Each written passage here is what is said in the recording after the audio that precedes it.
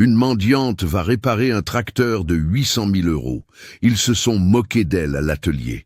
L'ingénieur l'a poussée vers la machine en criant « Prouve que tu n'es pas inutile ». Mais quand elle a ouvert le capot, il est resté figé. « Ce n'est pas une panne, c'est du sabotage », a murmuré l'ingénieur. Il a pâli, et quand elle a pointé un détail caché, tous ont reculé d'un pas. Mais ce qu'elle allait découvrir, personne n'était préparé à l'entendre. Le domaine Saint-Christophe n'était pas une exploitation ordinaire. C'était l'une des plus grandes fermes céréalières de toute la Beauce, avec plus de 2500 hectares de blé et d'orge qui s'étendaient à perte de vue. Propriété de M. Gustave Moreau, un agriculteur de 54 ans qui avait bâti son empire avec travail acharné et principes inébranlables. M. Gustave était de ces hommes sérieux, de paroles fermes, qui se levaient à 5 heures du matin et connaissaient chaque mètre de sa terre. Il avait hérité de 200 hectares de son père et en 30 ans de labeur sans relâche, avait multiplié cette surface par 12. Chaque grain de blé qui sortait de ses terres portait l'empreinte de sa sueur, de ses nuits blanches pendant les tempêtes, de ses prières silencieuses pendant les sécheresses. Mais Paola venait d'un monde que personne au domaine ne pouvait imaginer. Elle vivait littéralement dans la rue, sous le pont Neuf à Chartres, dormant sur des cartons humides, avec sa mère veuve et ses 3 petits frères. Chaque matin, pendant que d'autres allaient travailler, Paola et sa famille se postaient devant la cathédrale Notre-Dame de Chartres, tendant la main aux touristes et aux fidèles. L'hiver était le pire. Quand le vent glacial de janvier soufflait sous les arches du pont, Paola serrait ses frères contre elle, utilisant son propre corps comme bouclier contre le froid. Elle avait appris à reconnaître les signes de l'hypothermie, à frotter les petits pieds gelés de ses frères pour maintenir la circulation sanguine. « S'il vous plaît, une pièce pour mes petits frères », disait-elle avec cette honte qui brûle l'âme. Les regards des passants étaient parfois pires que le froid. Certains la fixaient avec dégoût, d'autres avec une pitié condescendante, qui lui donnait envie de disparaître sous terre. Mais c'étaient les regards d'indifférence qui faisaient le plus mal. Ses yeux qui glissaient sur elle comme si elle n'existait pas, comme si elle était un déchet urbain à contourner. Mais Paola avait un secret. Chaque soir, quand la nuit tombait et que les rues se vidaient, elle ne restait pas à mendier. Elle se glissait jusqu'au vieux garage abandonné de la rue Saint-Pierre, où vivait son grand-oncle Marcel, un mécanicien à la retraite qui avait tout perdu sauf ses outils et sa passion pour les moteurs. Marcel Flores avait été, dans sa jeunesse, l'un des mécaniciens les plus respectés de la région. Il avait travaillé pour des concessionnaires prestigieux, réparé des machines que d'autres déclaraient irréparables. Mais la vie l'avait brisé. Un divorce douloureux, des investissements malheureux, une maladie qui avait dévoré ses économies. Dans ce garage délabré, rempli d'outils rouillés et de manuels techniques déchirés, ce vieux sage lui avait tout enseigné pendant 10 années complètes. Il lui avait appris à écouter le ronronnement d'un moteur pour savoir exactement ce qui ne fonctionnait pas, à sentir la température d'une transmission en posant simplement la main, à lire les manuels techniques en anglais que personne d'autre ne comprenait. Marcel avait une méthode particulière. Il bandait les yeux de Paola et lui faisait identifier les pièces uniquement au toucher. « Tes yeux peuvent te tromper, ma petite, mais tes mains, jamais. Elles sentent ce que les yeux ne voient pas. »« Ma petite, » lui disait Marcel avec ses mains tremblantes d'arthrite, « un jour, tes mains sales de graisse vaudront plus que toutes les mains propres qui te donnent des pièces par pitié. » Il lui racontait des histoires de grands mécaniciens, de femmes qui avaient défié les préjugés de leur époque pour exceller dans des métiers d'hommes. Il lui parlait de Bertha Benz, qui avait conduit la première automobile sur longue distance, de ces ouvrières d'usine pendant les guerres qui avaient assemblé des tanks et des avions. Le talent n'a pas de genre, Paola, et la pauvreté n'est pas une sentence à vie. Pendant la journée, Paola mendiait pour survivre, mais certains soirs, elle réparait en cachette les vieux tracteurs et motoculteurs des petits agriculteurs qui ne pouvaient pas se payer un vrai mécanicien. Il la payait 20, 30 euros. De quoi acheter du pain pour ses frères. Ces petits agriculteurs gardaient le secret. Ils avaient honte d'avouer qu'ils faisaient appel à une adolescente sans abri pour réparer leur machine.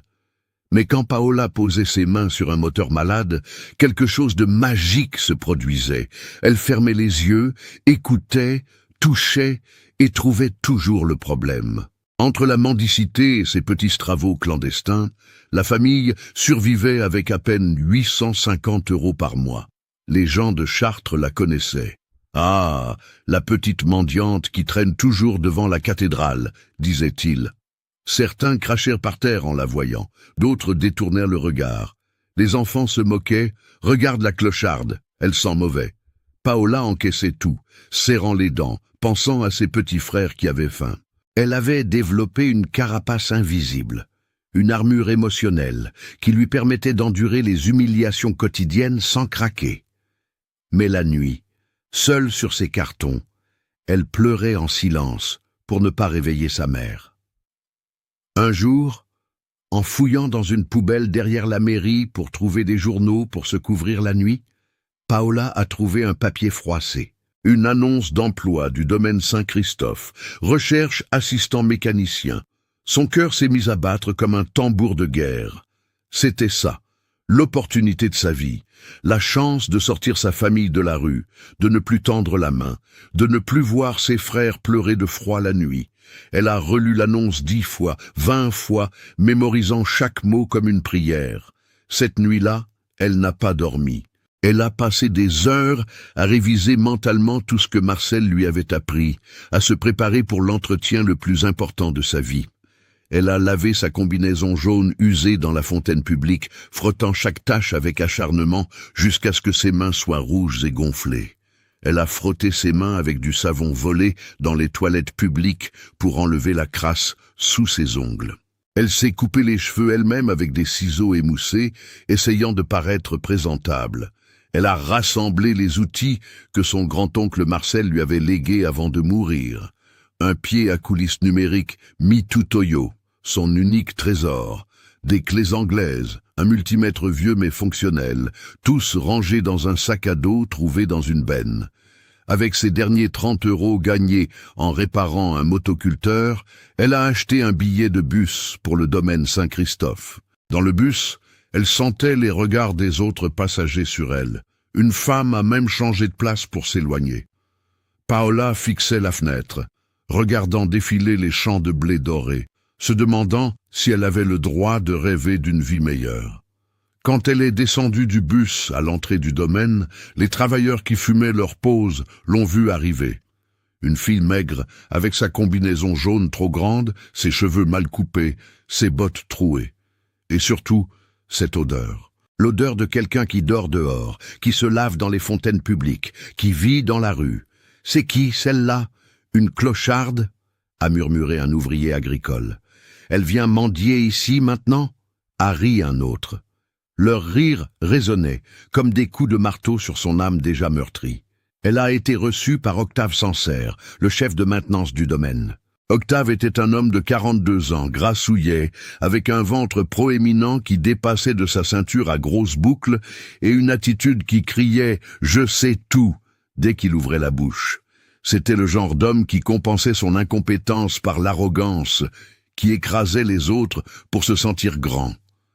Il avait obtenu son poste non pas par mérite, mais par des années de flatterie envers l'ancien propriétaire et des manœuvres politiques sournoises. Dès qu'Octave a vu Paola, son visage s'est tordu de dégoût. Il a littéralement reculé d'un pas en portant la main à son nez. « Mon Dieu, qu'est-ce que... Tu es qui, toi? Une mendiante? Tu t'es trompé d'adresse, ma pauvre. Le centre d'aide sociale est en ville. Je viens pour le poste d'assistant mécanicien, a dit Paola d'une voix tremblante. J'ai vu l'annonce et Octave a explosé de rire. Un rire gras, méchant, qui a fait tourner les 3 mécaniciens qui étaient à proximité. Rémi, Louis et Baptiste. Ces 3-là formaient la cour d'Octave, ces laquais fidèles qui riaient à toutes ses blagues et exécutaient ses ordres sans question. « Vous entendez ça, les gars ? La clocharde veut être mécanicienne. Elle vient mendier un boulot maintenant.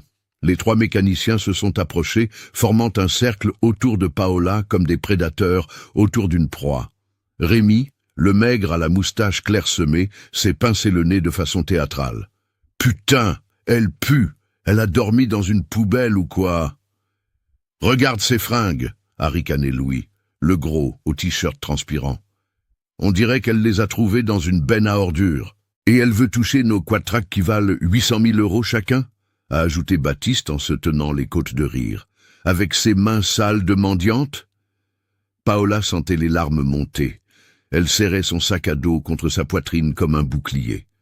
Les moqueries pleuvaient de toutes parts, chaque mot comme une gifle. Elle pensait à faire demi-tour, à courir vers l'arrêt de bus, à retourner sous son pont où au moins personne ne la regardait avec autant de mépris. « Va plutôt tendre la main devant la cathédrale, c'est tout ce que tu sais faire. Ici, c'est pas la soupe populaire, ma pauvre. Dégage avant qu'on appelle la police pour vagabondage. » Octave s'est approché si près que Paola pouvait sentir son haleine de café. « Écoute-moi bien, la mendiante, je ne sais pas quel culot t'a fait venir ici, mais ici, on travaille avec des machines de plusieurs centaines de milliers d'euros. On n'embauche pas des clochards qui puent et qui dorment sous les ponts. Alors tu prends ton sac à poubelle et tu dégages avant que... Qu'est-ce qui se passe ici ?» La voix était grave, autoritaire. Monsieur Gustave Moreau venait d'apparaître, attiré par le bruit. C'était un homme grand aux larges épaules, cheveux gris parfaitement peignés, avec ce port qu'ont les agriculteurs qui ont travaillé la terre toute leur vie. Il portait une chemise blanche impeccable et des bottes campagnardes en cuir véritable. Son regard balayait la scène avec la précision d'un homme habitué à évaluer les situations en un instant. « Rien, monsieur Gustave », a dit Octave en reprenant contenance, son sourire moqueur remplacé par une expression servile. « Juste une mendiante qui s'est perdue. Je la renvoyais. » Monsieur Gustave a regardé Paola. Ses yeux gris pénétrants se sont posés sur elle, sur sa combinaison usée, sur son sac à dos rapiécé, sur ses mains tremblantes. Il a vu la peur dans ses yeux, mais aussi autre chose, une détermination farouche, une flamme qui refusait de s'éteindre malgré les humiliations. Puis il a vu quelque chose dans ses yeux, une lueur qu'il connaissait bien, la lueur de ceux qui ont du talent, mais que personne ne veut voir. « Comment tu t'appelles » a-t-il demandé doucement, ignorant complètement Octave. « Paola Flores, monsieur. Je viens pour l'annonce d'assistant mécanicien. » Un silence de mort s'est abattu. Les oiseaux eux-mêmes semblaient avoir cessé de chanter. Octave a ouvert la bouche pour protester, mais monsieur Gustave a levé la main. « Flores, tu es de la famille de Marcel Flores ?» Paola a hoché la tête, surprise que quelqu'un connaisse son grand-oncle. « C'était mon grand-oncle. Il m'a tout appris sur les moteurs avant de mourir. » Le visage de monsieur Gustave s'est adouci. Des souvenirs remontaient, des souvenirs d'un autre temps. Marcel.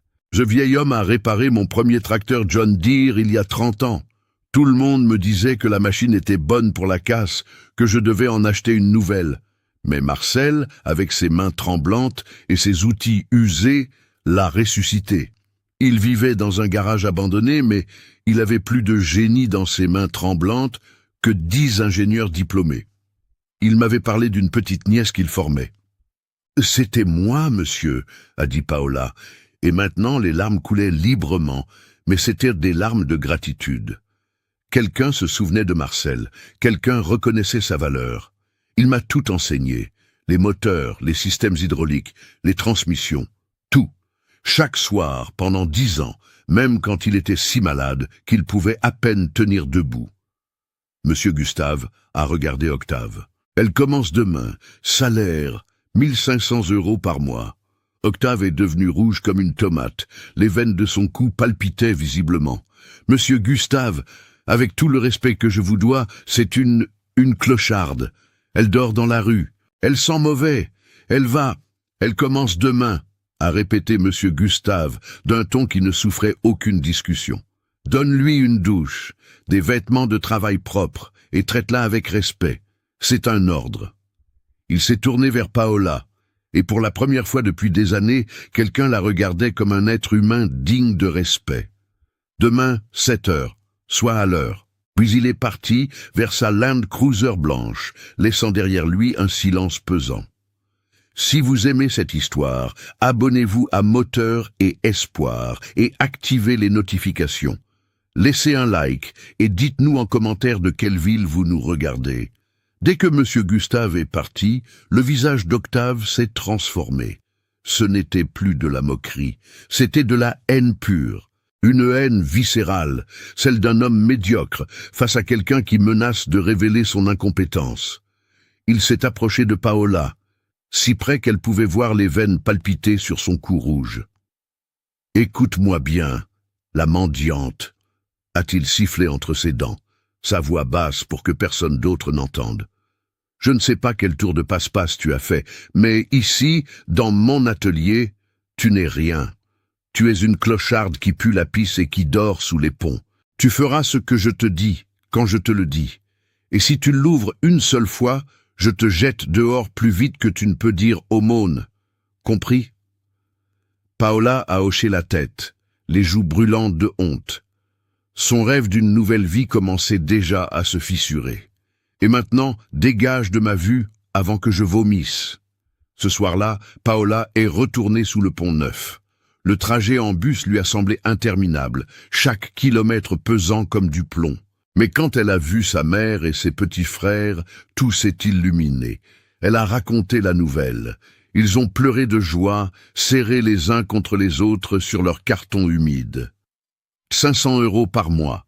C'était un miracle, c'était une vie nouvelle. Sa mère, Maria, a pris son visage entre ses mains et l'a embrassé sur le front. « Ma fille, ma courageuse fille, ton père serait si fier de toi. » Mais Paola, allongée sur son carton cette nuit-là, en regardant les étoiles à travers les arches du pont, sentait un nœud dans l'estomac. Elle ne savait pas que ce qui l'attendait au domaine Saint-Christophe allait être un enfer. Elle ne savait pas qu'Octave allait la transformer en objet de torture quotidienne, mais elle ne savait pas non plus qu'elle portait en elle le pouvoir de faire trembler tout un empire de mensonges. Les premiers jours de Paola au domaine Saint-Christophe ont été pires qu'un cauchemar. Ils ont été une descente aux enfers. Mais avant de vous raconter l'humiliation systématique qu'a subie cette jeune fille mendiante, vous devez comprendre la situation désespérée dans laquelle se trouvait M. Gustave Moreau. Le domaine Saint-Christophe possédait 3 tracteurs CAZ IH Quatrac 620. Ces machines rouges imposantes, qui ressemblent à des monstres de métal et qui coûtent chacune 800 000 €. 3 machines qui, pendant la saison des récoltes, devraient fonctionner 20 heures par jour, moissonnant les champs sans arrêt. Ces géants mécaniques étaient le cœur battant du domaine, les piliers sur lesquels reposait tout l'empire agricole de M. Gustave. Mais ces 3 tracteurs étaient depuis 8 mois le cauchemar de M. Gustave. Ils tombaient constamment en panne. Une semaine, c'était le système hydraulique du numéro 1. 3 jours plus tard, la transmission du numéro 2. Ensuite, le moteur du numéro 3. Et chaque panne signifiait des pertes massives. Les mécaniciens du village venaient, grattaient leur tête, essayaient des solutions qui ne marchaient jamais. Les experts de Lyon facturaient des fortunes pour des diagnostics qui ne réglaient rien. En 8 mois, M. Gustave avait perdu 3 récoltes complètes. Le calcul était dévastateur. 4,2 millions d'euros de pertes. Le domaine qui produisait 180 hectares par jour arrivait maintenant à peine à 60 hectares. Les 47 travailleurs chuchotaient nerveusement, craignant pour leurs emplois. Des familles entières dépendaient de ce domaine, des générations de travailleurs qui avaient fait leur vie ici. Et au milieu de tout cela, Octave Sancerre, avec son ventre proéminent et son air de je sais tout, blâmait tout sauf lui-même. Les machines ne sont plus ce qu'elles étaient, monsieur Gustave. C'est la faute aux constructeurs modernes, ils ne font plus de qualité. Mais ne vous inquiétez pas, j'ai un fournisseur spécial à Lyon qui trouve des pièces originales à bon prix. Et M. Gustave, désespéré, signait les chèques. Il signait parce qu'il n'avait pas d'autre choix, parce qu'il faisait confiance à l'homme qu'il avait embauché 6 ans plus tôt, parce qu'il croyait encore à la loyauté et à l'honnêteté. Quand Paola est arrivée ce premier jour, Octave l'attendait avec un sourire venimeux. Il lui avait fait prendre une douche dans les vestiaires, pour que tu sentes moins la poubelle, et lui avait donné une combinaison propre. Mais ça ne changeait rien à ses intentions. Dans sa tête, un plan se formait déjà pour briser cette intruse qui menaçait son petit empire de corruption. « Très bien, la mendiante, je vais t'apprendre ta place ici. » Il l'a emmenée à l'atelier mécanique où les 3 Case IH Quadtrac 620 reposaient comme des géants endormis. Ces machines impressionnantes, avec leurs chenilles massives et leurs cabines hautes perchées, auraient dû faire battre le cœur de n'importe quel mécanicien. Mais pour Paola, elle représentait une promesse, la promesse d'une vie meilleure pour sa famille. Voici le numéro 2. Il a une panne hydraulique. Toi, tu vas m'aider en m'apportant un café, avec 2 sucres. Et c'est ainsi qu'a commencé l'enfer de Paola. Pendant toute cette première semaine, elle n'a pas touché une seule machine. Elle était la servante, la femme de ménage, le souffre-douleur. La mendiante, va balayer. La clocharde, apporte-nous à manger. L'ex-SDF, nettoie ce sol. Chaque ordre était accompagné de rires, de moqueries, de regards méprisants. Octave prenait un plaisir sadique à l'humilier devant les autres. Il l'envoyait faire les tâches les plus dégradantes, nettoyer les toilettes, ramasser les déchets, vider les poubelles, tout en lui rappelant constamment ses origines. Mais le pire, c'était l'humiliation publique. Octave s'assurait que tout le monde, absolument tout le monde au domaine, sache que Paola était une ancienne mendiante. « Regardez tous !» criait-il quand elle passait. « Voici notre nouvelle mécanicienne. Avant, elle dormait sous les ponts. Maintenant, elle joue à la professionnelle avec sa petite combinaison propre. Vous trouvez pas ça mignon ?» Les rires résonnaient comme des coups de fouet. Paola serrait les dents, avalait ses larmes et continuait. Chaque nuit, elle rentrait sous son pont épuisé, mais elle ne disait rien à sa mère. Elle souriait, racontait des histoires inventées sur ses journées, protégeant sa famille de la vérité cruelle. Un jour, devant un groupe d'ouvriers agricoles à la pause déjeuner, Octave a organisé un spectacle. « Hé, la mendiante, viens ici !» Paola s'est approchée, le cœur battant. Une 30aine de personnes mangeaient leur sandwich et tous les regards se sont tournés vers elle. « Allez, fais ce que tu sais faire de mieux. Tends la main et demande l'aumône. Allez !» Les travailleurs riaient. Certains sortaient leur portable pour filmer. Une femme de la cantine a détourné le regard, mal à l'aise, mais n'a rien dit. « Allez, dis s'il vous plaît, une petite pièce. C'est ça que tu disais devant la cathédrale, non ?» Les larmes coulaient sur les joues de Paola, mais elle ne bougeait pas. Sa dignité, cette dignité que Marcel lui avait appris à protéger, était tout ce qui lui restait. « Je suis venu ici pour travailler, pas pour mendier », a-t-elle murmuré. « Travailler » a explosé Octave, rouge de colère face à sa résistance. « Tu appelles ça travailler ? Tu es une clocharde qui ne sait rien faire d'autre que tendre la main. Les moteurs de 692 chevaux, c'est pas pour des mains qui ont fouillé dans les poubelles. N'oubliez pas de laisser un commentaire en nous disant d'où vous nous regardez. Votre soutien est important pour nous. » Un autre jour, Octave l'a envoyé nettoyer le sol de l'atelier avec un seau et une serpillière, juste au moment où M. Gustave passait faire sa ronde. C'était calculé, bien sûr. Octave voulait que le patron voie la mendiante à sa vraie place. « Regardez, Monsieur Gustave, la mendiante fait ce qu'elle fait de mieux, nettoyer. C'est déjà mieux que de fouiller les poubelles, vous trouvez pas ?» Monsieur Gustave a froncé les sourcils, mais n'a rien dit. Il était préoccupé par les problèmes des machines, par les pertes financières qui s'accumulaient, et Paola a senti son dernier espoir s'éloigner. Elle était invisible, même pour l'homme qui l'avait embauchée. Pendant ce temps, elle observait. Oh, comme elle observait. Elle voyait Octave et ses 3 mécaniciens installer des pièces qui avaient de l'air étranges, des pompes qui ne semblaient pas tout à fait justes, des filtres trop légers, des connecteurs qui forçaient. Son instinct de mécanicienne, aiguisé par des années d'apprentissage avec Marcel, lui criait que quelque chose n'allait pas. Mais elle ne disait rien. Elle était la mendiante. Qui la croirait? Puis est arrivé ce vendredi après-midi, le moment qui allait tout changer. Octave venait de recevoir une grosse livraison de son fournisseur de Lyon.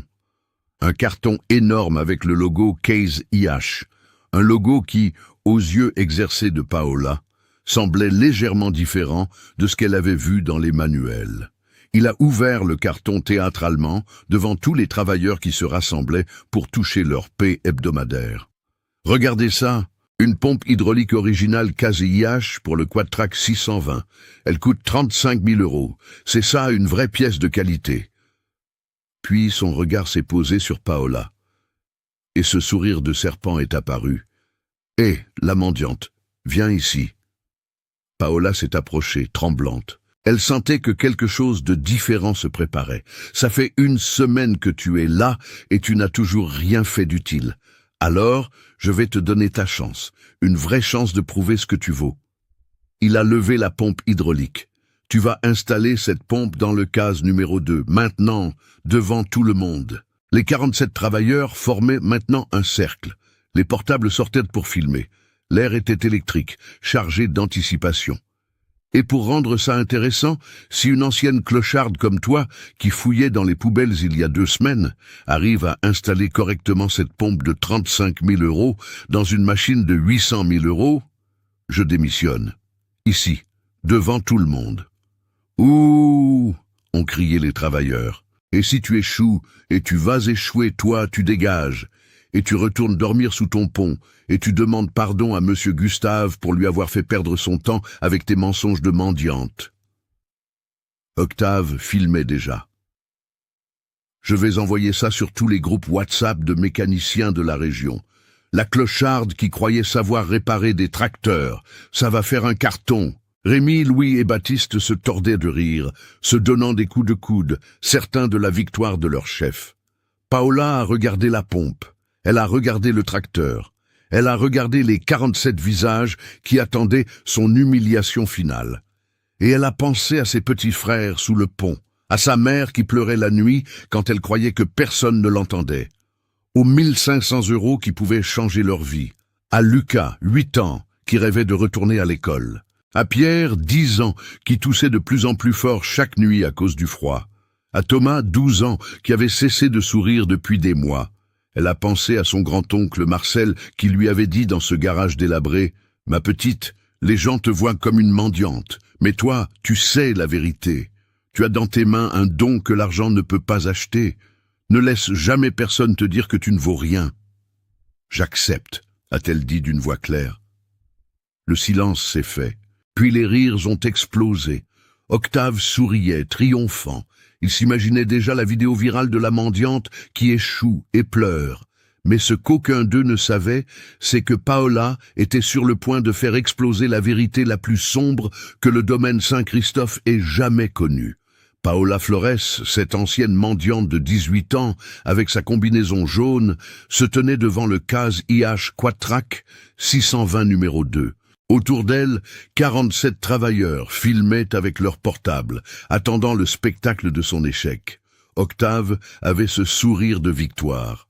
Rémi, Louis et Baptiste se donnaient des coups de coude en ricanant. Le soleil de l'après-midi entrait par les hautes fenêtres de l'atelier, comme si le destin lui-même éclairait cette scène. Les rayons dorés tombaient sur le tracteur rouge, créant une atmosphère presque sacrée. Le tracteur était une bête. 16 tonnes de métal rouge avec un moteur de 692 chevaux. Une machine conçue pour dominer les champs les plus vastes, pour travailler sans relâche du lever au coucher du soleil. Paola a avalé sa salive et s'est approchée. « Alors, la mendiante, tu regrettes déjà ?» a crié Octave. « C'est pas une poubelle à fouiller, c'est une machine de 800 000 €. » Rires généraux. Mais Paola ne répondait pas. Elle s'est approchée du compartiment hydraulique et a ouvert le panneau d'accès avec une clé Allen de 8 mm. Ses gestes étaient précis, automatiques, le fruit de 10 années d'apprentissage. Le système était exposé. Tuyaux de haute pression, connecteurs en acier, capteurs électroniques, et au centre, la vieille pompe à remplacer. Elle l'a observé longuement. Dans son esprit résonnaient les leçons de Marcel. Regarde avant de toucher, écoute avant de parler, comprends avant d'agir. Dépêche-toi, a crié quelqu'un, on n'a pas toute la journée. Mais Paola était dans sa bulle, un monde silencieux où n'existait que la machine et elle. Elle a pris la pompe neuve qu'Octave lui avait donnée. Elle l'a soupesée. Observé le logo case IH. Vu le numéro de série, tout semblait correct. Mais quelque chose ne collait pas. Un détail infime, une dissonance que son instinct captait, mais que son esprit ne parvenait pas encore à identifier. Elle a commencé l'installation. Déconnecter les tuyaux haute pression de l'ancienne pompe. Desserrer les 4 boulons de 19 mm. Puis elle a essayé de positionner la nouvelle pompe. L'axe d'accouplement devrait s'emboîter avec la transmission du moteur. Mais ça ne rentrait pas. Elle a réessayé. Ajusté l'angle.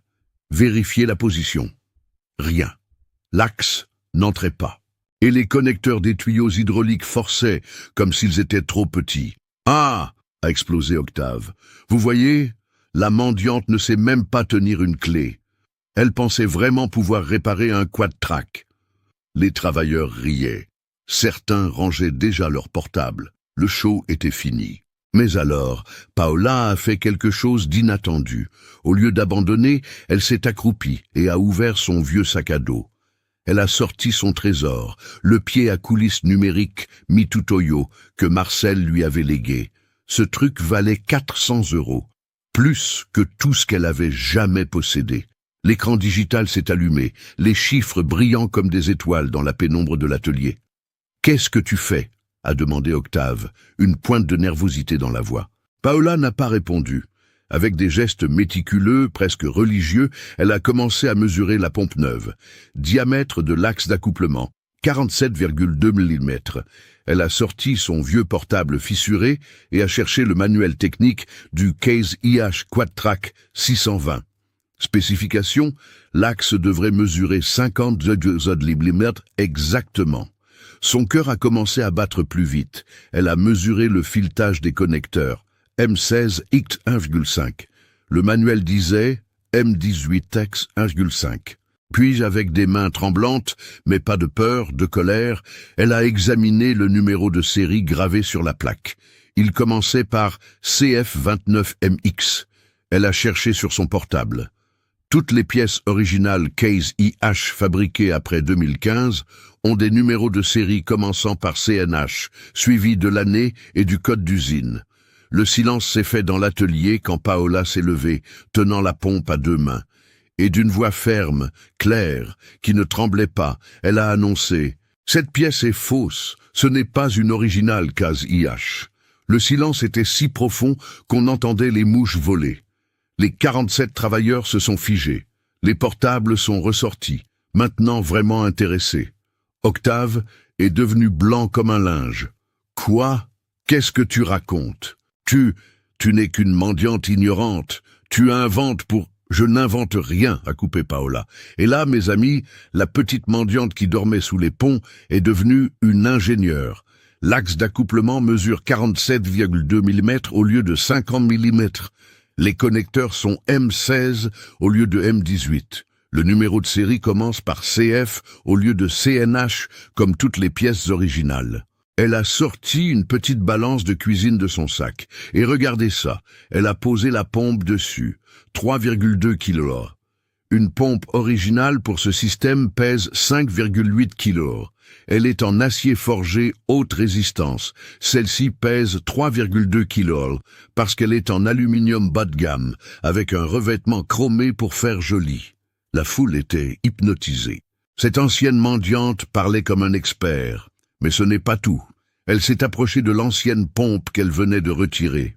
Avec des gestes précis, elle l'a démontée. Le logo Case IH était mal imprimé. Le matériau interne n'était pas de l'acier inoxydable, mais de l'aluminium oxydé. Les pistons avaient des marques d'usure prématurées. Les joints en caoutchouc étaient fissurés. Cette vieille pompe est aussi fausse Et c'est pour ça que les machines tombent en panne chaque semaine. Puis, elle a donné l'explication technique qui a laissé tout le monde bouche bée.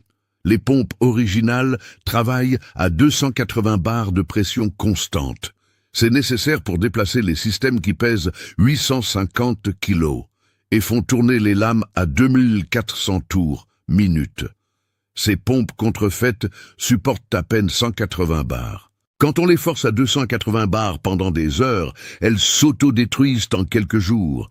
Ce n'est pas de la malchance, ce n'est pas la qualité des machines. On sabote délibérément ces tracteurs avec des pièces pirates. Le silence était absolu. Octave transpirait à grosses gouttes. Rémi, Louis et Baptiste regardèrent le sol, et à ce moment précis, Monsieur Gustave Moreau est entré dans l'atelier. Il avait entendu le bruit, les exclamations, et était venu voir ce qui se passait. Que se passe-t-il ici? Paola, cette ancienne mendiante avec ses mains pleines de graisse, s'est tournée vers lui. Monsieur Gustave, ces pièces vendues comme originales sont des contrefaçons. Si vous révisez tous les achats des derniers mois, vous découvrirez pourquoi vos machines ne fonctionnent pas. C'est pour ça que vous avez perdu des millions. Monsieur Gustave a regardé les pompes démontées. Le pied à coulisses, les mesures sur le portable. Son visage s'est transformé en un masque de compréhension terrible. La vérité le frappait comme un coup de poing. « Octave », a-t-il dit d'une voix dangereusement calme, « explique, maintenant. » Et Octave, cet homme qui avait humilié Paola pendant des jours, qui l'avait traité de mendiante puante, a ouvert la bouche. Mais aucun son n'en est sorti, juste un bégaiement pathétique. La vérité avait explosé. Et ce qui allait suivre changerait tout. Si cette histoire vous touche, n'oubliez pas de vous abonner à Moteur et Espoir. Activez la cloche de notification et dites-nous en commentaire de quelle ville vous nous suivez. Les 2 heures suivantes ont été comme regarder un empire s'effondrer en temps réel. Monsieur Gustave a ordonné qu'on apporte toutes les pièces achetées par Octave ces 8 derniers mois. Tous les registres, toutes les factures, tous les justificatifs. Des cartons entiers de documents ont envahi l'atelier. Paola, l'ancienne mendiante, a commencé à examiner pièce par pièce sous les yeux de tous. Pompe à carburant? Fausse. 40% plus légère que spécifié. Matériaux bon marché. Injecteur Bosch? Faux. Tolérances incorrectes. Marquage laser mal aligné. Filtres hydrauliques? Faux. Papier si mince qu'on voyait à travers. Capteur de pression? Faux. Circuit primitif comme dans un jouet. Sur 127 pièces achetées, 119 étaient des contrefaçons. Puis Paola a commencé à examiner les factures. Sa formation avec Marcel incluait aussi la lecture des documents techniques et commerciaux. Il lui avait appris à reconnaître les arnaques courantes dans le milieu. Monsieur Gustave, regardez, cette pompe facturée 35 000 €. Sur les sites chinois de gros, elle coûte 4 500 € avec l'envoi. Il s'est empoché 30 500 € de différence. Une autre facture. Ces injecteurs facturés 89 000 €, prix réel des copies 12 000 €. Différence 77 000 €. Après 1 heure de calcul, le total était dévastateur. Octave avait détourné 1,28 million d'euros en 8 mois. La stratégie était diabolique. Installer des fausses pièces qui cassaient vite, générer un flux constant de réparation, facturer des prix de pièces originales, acheter des contrefaçons chinoises, empocher la différence. Un cycle sans fin de fraude garantie. Monsieur Gustave sentait le sol se dérober sous ses pieds. Ces 4,2 millions de pertes n'étaient pas de la malchance. C'était une trahison calculée de quelqu'un en qui il avait eu confiance pendant 6 ans. Il s'est tourné vers Octave, paralysé contre le mur, trempé de sueur. 6 ans. Je t'ai payé 3 500 € par mois. Je t'ai fait confiance. Et tu me voles? Tu saboterais mon domaine? Tu mettrais 47 familles à la rue? Octave a essayé de parler. Monsieur Gustave, ce sont les fournisseurs qui... Je ne savais pas. Menteur! A crié un travailleur. Les voix se sont multipliées, indignées. Des années de frustration, de récoltes perdues, de nuits blanches à s'inquiéter pour leurs emplois, tout explosait en une colère collective. Alors Octave, acculé, a commis sa dernière erreur. Il s'est approché de Paola, a sorti son portefeuille gonflé. « Paola, écoute, tu es intelligente. Voilà 20 000 euros cash. Dis juste que tu t'es trompée, que tu ne sais pas bien lire les spécifications, que tu es nouvelle. L'argent est à toi. Pense à tes frères. Tu pourras louer un vrai appartement, sortir de sous ce pont. » Le silence était électrique. 20 000 euros. C'était plus d'argent que Paola n'en avait vu de toute sa vie. De quoi changer radicalement la vie de sa famille. Paola la regardait avec un mélange de pitié et de mépris. Mon grand-oncle Marcel vivait dans un garage délabré. Il n'avait rien, mais il m'a appris quelque chose. La dignité ne se vend pas, même quand on dort sous les ponts, même quand on a faim. Jamais. Gardez votre argent sale. L'atelier a explosé en applaudissements. Des larmes coulaient sur des joues, des hommes et des femmes qui avaient détourné le regard quand on l'humiliait, qui n'avaient rien dit, pleuraient maintenant de honte et d'admiration. Octave, voyant le pot de vin échouer, a changé de tactique. Son visage s'est tordu de menaces. « Tu vas le regretter, sale petite mendiante. J'ai des amis puissants. Je vais te... Tu ne feras rien. » Monsieur Gustave avait son portable à l'oreille. « Commandant Rivière, Gustave Moreau. Venez immédiatement au domaine. J'ai des preuves d'une fraude de plus d'1 million d'euros. » Octave est devenu livide. Il a regardé la porte, regardé Monsieur Gustave, regardé la foule furieuse. Et il a couru. Il a sprinté vers le parking, vers sa Ford Ranger rouge, achetée avec l'argent volé. Il a démarré en trombe, soulevant un nuage de poussière. « Laisse-le partir !» a dit Monsieur Gustave. « J'ai donné son signalement à la police départementale.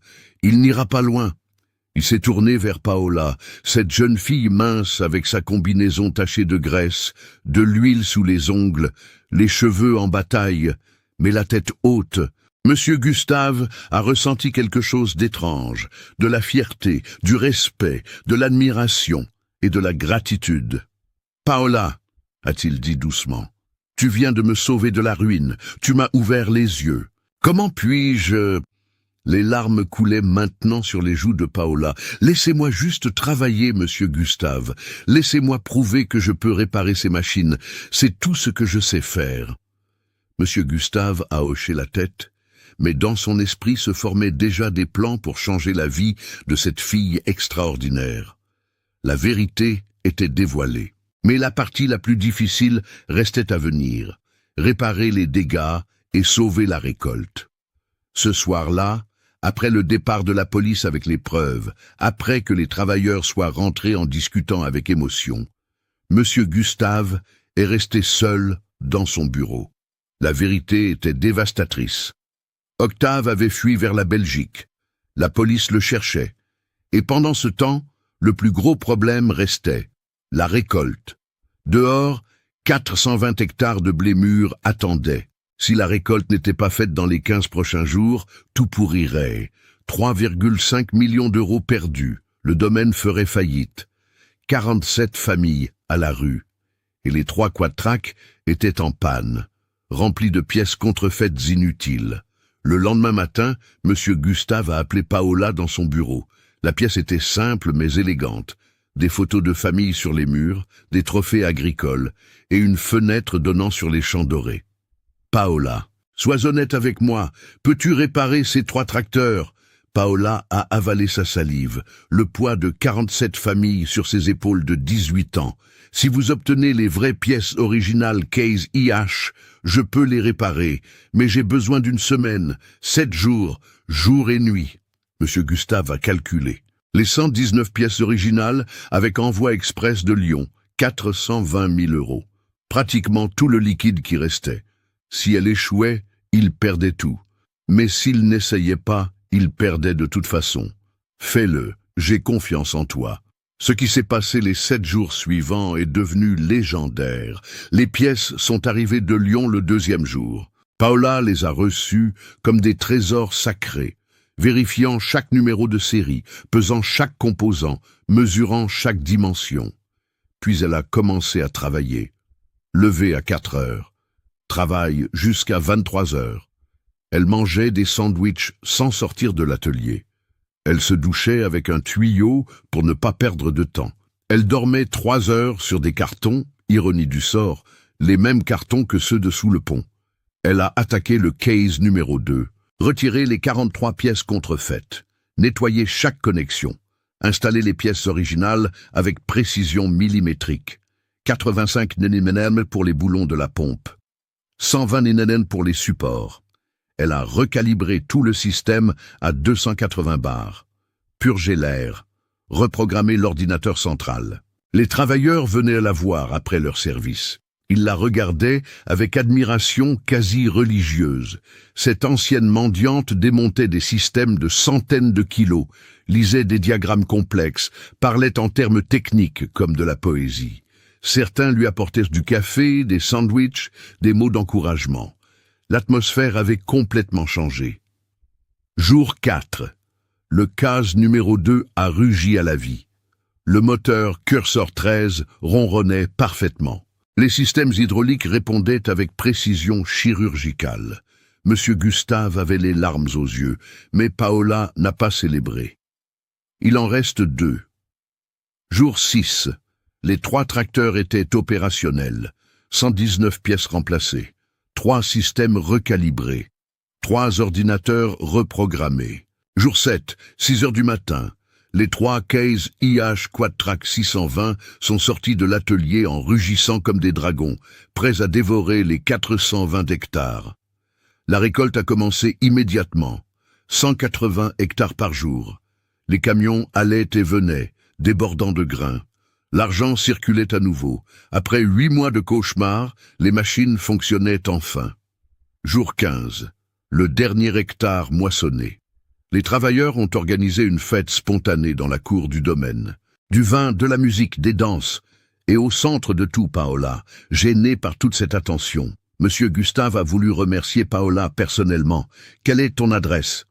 Sous le pont Neuf à Chartres, monsieur. Ce qu'il a trouvé lui a brisé le cœur. Paola vivait littéralement sous un pont. Des cartons humides. Pas d'eau, pas de toilette. Sa mère épuisée, ses 3 petits frères serrés sur un matelas pourri. Dans ce trou, cette famille de 5 personnes survivait. La fille, qui venait de sauver un empire de 3,5 millions d'euros, dormait sous un pont.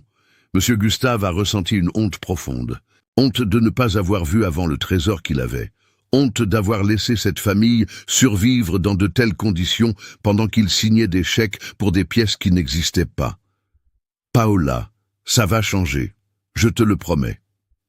Et monsieur Gustave Moreau était un homme de parole. Une semaine plus tard, Paola promue chef de maintenance. Salaire, 2800 € par mois.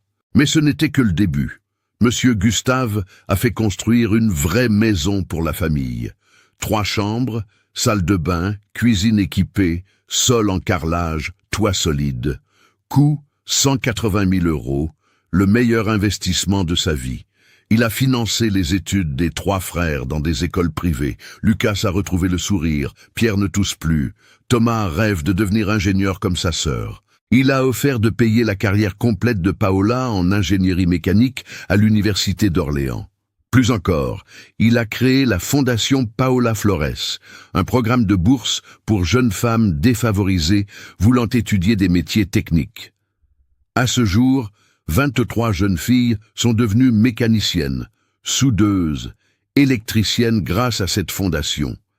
Chacune d'elles porte en elle l'histoire de Paola, la preuve vivante que le talent peut surgir des endroits les plus inattendus. 2 ans plus tard, Paola Flores, 20 ans, diplômée meilleure étudiante de sa promotion en ingénierie mécanique. La plus jeune et respectée ingénieure de la Beauce. Elle supervise la maintenance de 3 domaines, 18 machines valant 9,5 millions d'euros. Sa mère, superviseur de la cantine du domaine, salaire digne. Elle cuisine avec amour pour les travailleurs qui ont fini par devenir sa famille. Ses frères, excellente note. Il rêve de suivre ses pas. Et Octave Sancerre, capturé 3 mois plus tard près de la frontière belge, tentant de passer en Allemagne avec une valise pleine d'argent liquide. Condamné à 8 ans de prison pour fraude aggravée. En prison, il travaille à l'atelier mécanique réparant les bus du pénitencier. L'ironie. Le domaine Saint-Christophe bat des records de production depuis 2 ans. Et M. Gustave, dans chaque interview, raconte la même histoire. L'histoire d'une mendiante de 18 ans qui a sauvé son empire. Le talent n'a pas de genre. L'honnêteté n'a pas de prix.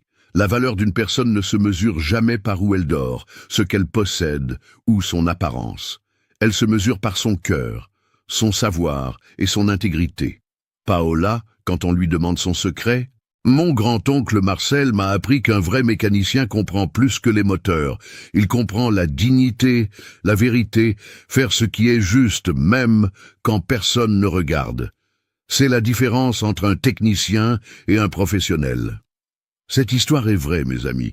Elle nous enseigne que le talent le plus extraordinaire vient parfois des endroits les plus humbles.